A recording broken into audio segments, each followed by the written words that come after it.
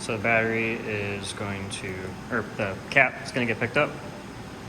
It's going to do its rotation operation to the pedestal.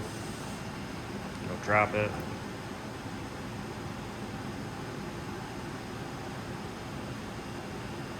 It will pick up the battery, put it into the flashlight head. It will go to the clamp.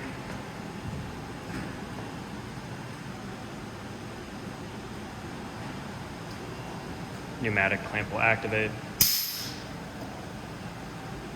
Then the system will go back to the pedestal, pick up the battery.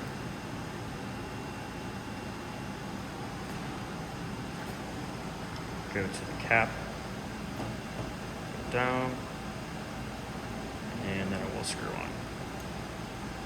And here it will do a couple of turns within a for loop, and then it will execute a function that will actually track the amount of force that's being applied.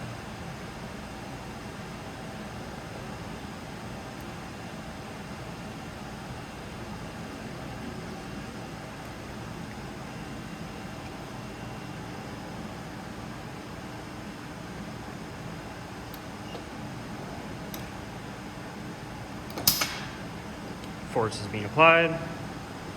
Fortunately, the battery's already been activated, but it will land. We'll say bye. As you can see, it's in the home position, and it was 1 minute and 47. Here we go here. Works fine.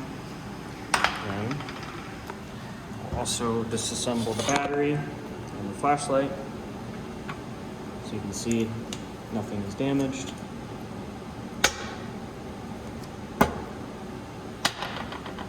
And that's the end.